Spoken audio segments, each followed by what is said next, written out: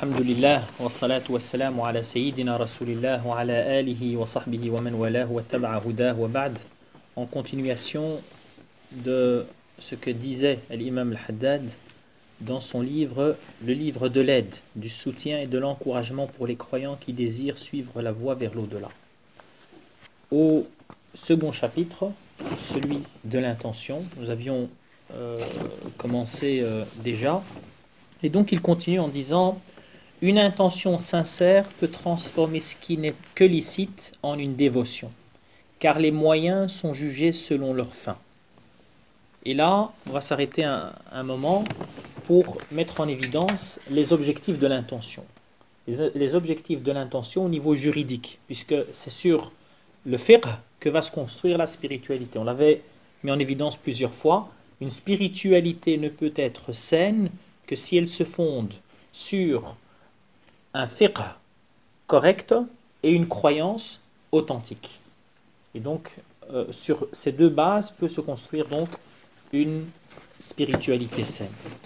Et l'intention qu'exige de nous Dieu exalté soit-il pour chaque acte de dévotion, elle a un certain nombre d'objectifs, de finalités. Quelles sont ces finalités?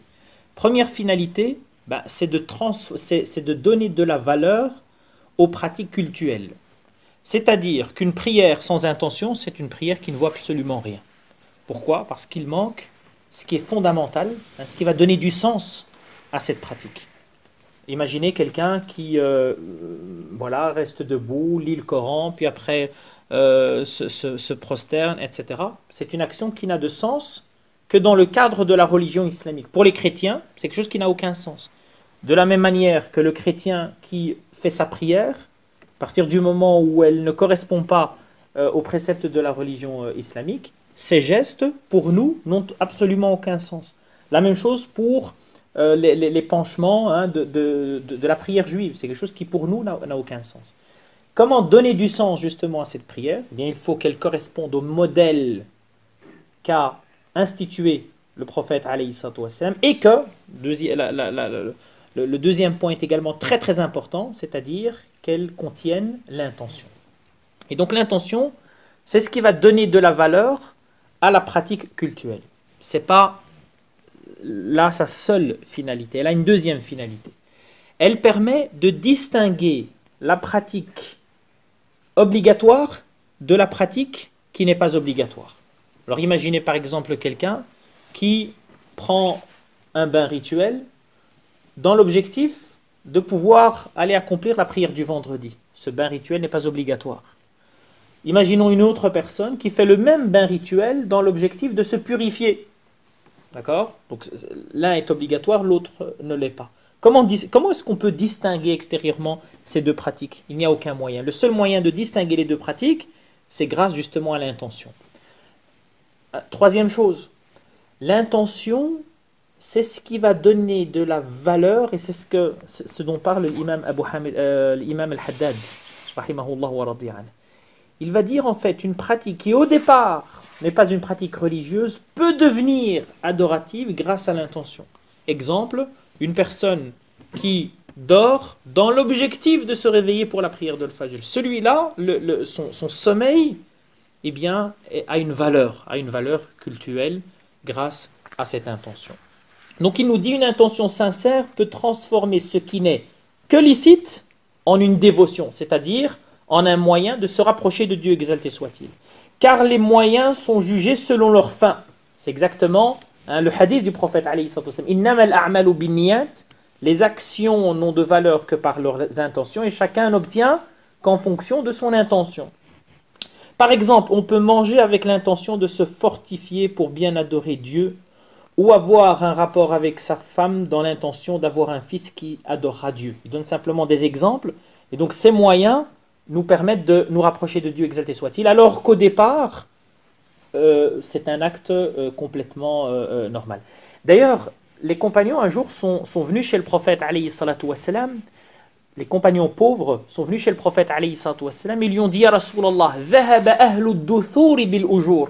Les gens riches, finalement, ils acquièrent, ils récoltent tous les bénéfices. Dhahaba ahlu duthuri bil ujur. Yusalluna kama nusalli. Ils prient comme nous prions. Wa yasumuna kama nasum. Et ils jeûnent comme nous jeûnons. Wa yatasaddaquna bi fuduli amwalihim. Et ils donnent en aumône le surplus ou une partie du surplus de leurs biens. Et le prophète alayhi salatu wassalam leur dit inna lakum bi kulli tasbihatin sadaqa wa kulli tahlilatin sadaqa wa kulli takbiratin sadaqa wa amrin bil ma'rufi sadaqa wa nahyin 'anil munkari sadaqa.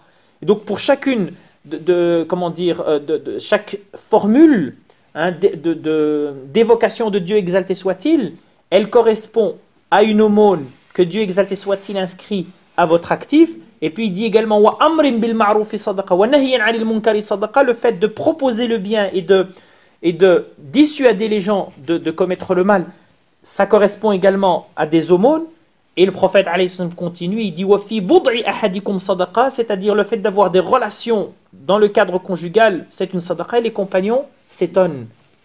Ils ont dit ya Rasulallah, ayati ahaduna shahwatahu wa yakunu lahu bidhalika ajr. Est-ce que l'un de nous s'adonne à son bon plaisir et Dieu exalté soit-il lui accorde une récompense?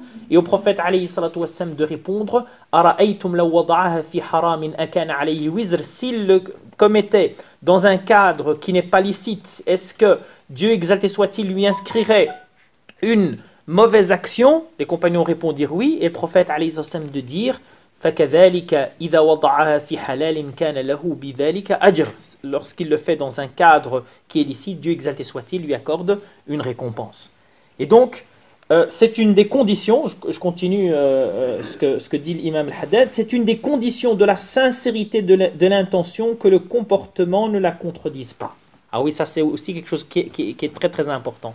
C'est-à-dire que l'intention est importante, mais il n'y a pas que l'intention qui est importante. C'est-à-dire que l'acte lui-même doit correspondre au modèle, s'il s'agit, d'ailleurs qu'il s'agisse d'une question, d'un acte de la vie mondaine, d'accord, ou alors d'un acte cultuel, ça doit s'inscrire au minimum dans le mubah, hein, ou alors dans le mustahab ou l'obligatoire.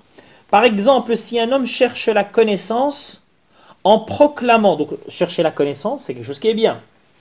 Si un homme cherche la connaissance en proclamant son intention de la mettre en pratique et de l'enseigner, et s'il ne le fait pas, quand il est devenu capable, son intention s'avérera non sincère. Ah oui, il faut que l'intention soit sincère. Et cette intention, Dieu exalté soit-il, peut nous donner, grâce au temps, nous pouvons vérifier si cette intention fut sincère ou pas. Et ça, c'est le cas du croyant véritable.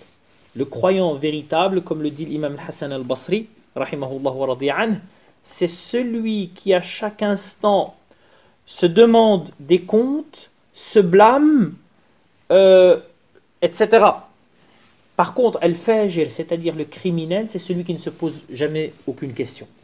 Lui, subhanallah, ce qu'il fait est sincère, par définition, parce qu'il l'a fait, Et après, donc, il ne revient plus dessus. D'accord? Le croyant sincère, c'est celui qui à chaque fois se pose la question. Et un des grands maîtres de la spiritualité un jour, subhanallah, comment dire, il cousait des vêtements. Et subhanallah, il fait un vêtement dans lequel il consacre énormément de temps. Et il va pour le vendre. Et il le propose à un autre grand spécialiste. Il lui dit, qu'est-ce que tu penses de ce vêtement-là? Alors il lui dit, subhanallah, non, en fait, ce vêtement, il a un certain nombre de défauts. Il y a tel défaut, regarde ici la couture, elle n'est pas correcte. Ici, voilà ce qui se passe. Ici, il y a un petit problème, etc. Au point où, subhanallah, la personne en question se met à pleurer. Et lui dit, mais écoute, tu crains peut-être que ton vêtement ne puisse pas être vendu, je te l'achète moi. Pourquoi tu pleures? Ça ne sert à rien de pleurer parce que moi je voudrais te l'acheter. Il lui dit non, c'est pas pour ça que je pleure. La raison pour laquelle je pleure, c'est que j'ai mis énormément de temps pour confectionner ce vêtement et toi qui as l'œil expert, en quelques secondes, c'est-à-dire avec une observation sommaire, tu as été capable de voir un certain nombre de défauts. Je crains le jour du jugement dernier, après tout le temps que j'ai mis justement pour produire des actes de dévotion, que je considère avec mon œil à moi donc être parfait, et bien peut-être le jour du jugement dernier, Dieu exalté soit-il, posera le regard sur l'ensemble de ces actions-là et les renverra tous ou les annulera toutes. De même, si un homme court après les choses de ce bas monde, en affirmant qu'il agit ainsi uniquement pour être indépendant des autres gens et pour être à même de donner l'aumône aux nécessiteux et d'aider les membres de sa famille, et qu'il ne le fait pas alors qu'il en a acquis la capacité, on a la preuve que son intention originelle ne compte pas. Et donc, le point sur lequel aujourd'hui nous insistons, c'est que l'intention, c'est un combat en fait de toute une vie.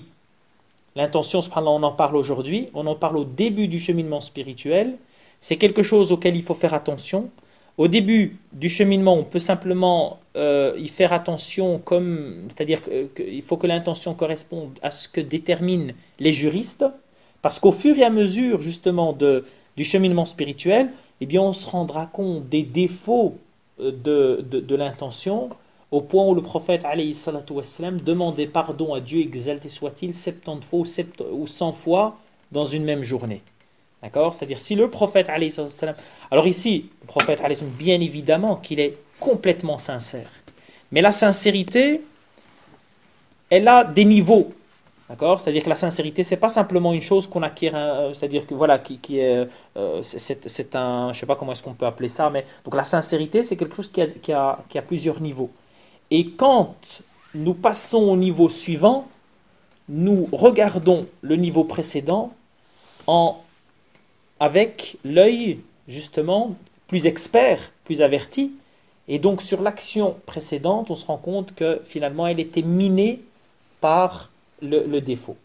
Et donc on demande à Dieu, exalté soit-il, de nous permettre, Inch'Allah, de nous arrêter sur cette intention, qu'elle puisse nous servir à nous rapprocher de Dieu, exalté soit-il, que nous puissions faire habiter justement chacune des actions par l'intention qui convient, jusqu'au moment où Dieu, exalté soit-il, nous ouvrira les portes de sa clémence. Allahumma ighfir lana dhunubana wa kaffir anna sayyi'atina wa tawaffana ma'al abrar.